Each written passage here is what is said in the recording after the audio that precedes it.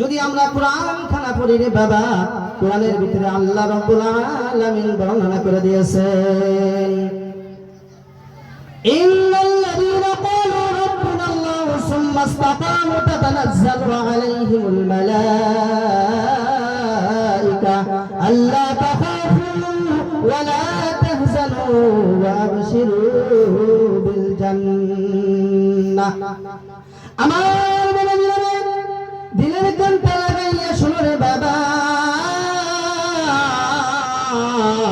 আল্লাহ রাব্বুল আলামিন কোরআনে কারীমের ভিতরে বলেছেন, নিশ্চয় তারা ভাবে আমাদের রব একমাত্র আল্লাহ, নিশ্চয় তারা ভাবে আমাদের রব একমাত্র আল্লাহ। অতঃপর কি করে আমার আদেশ এবং আমার নির্দেশের উপরে অটল থাকে।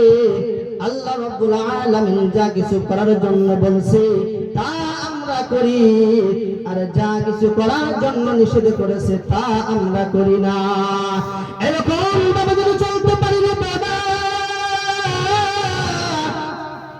আল্লাহ রাব্বুল আলামিনের ফেরেশতারা বলছে, ওই লোকটা যেই সময় মৃত্যুর সময় হয়ে যাইবে, আল্লাহ রাব্বুল আলামিন ওই লোকের নিকটে ফেরেশতা নাযিল করে দেবে। কান্না সুবহানাল্লাহ।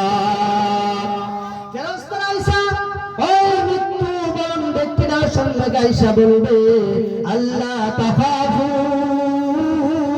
ওয়া লা তাহজানু, তোমাদের কোনো ভয় নাই, ভয় নাই, ভয় নাই, তোমাদের কোনো চিন্তা নাই, তোমাদের কোনো চিন্তা নাই। আল্লাহ রাব্বুল আলামিন আমি ফেরেশতাকে পাঠিয়ে দিয়েছে তোমাদের জান্নাতের সুসংবাদ দেওয়ার জন্য। কান্না সুবহানাল্লাহ।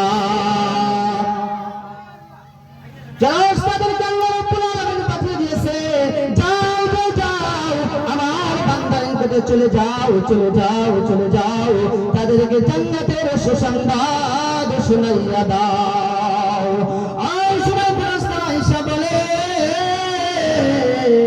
আল্লাহ রাব্বুল আলামিন যেভাবে তোমাদের কাছে দুনিয়ায় ওয়াদা করেছিল, যদি তোমরা মুমিন হয়ে যাইতে পারো তোমাদের জান্নাত দিয়ে দিব, আল্লাহ রাব্বুল আলামিন তেমনি ভাবে তোমাদেরকে জান্নাত দিয়ে দিয়েছে।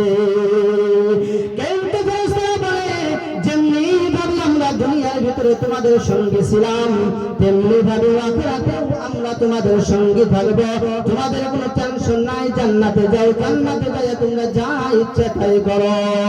আমার আমি আমার বক্তব্য লম্বা করবো না, গভীর মনোযোগ দিয়ে শুনবেন রে বাবা।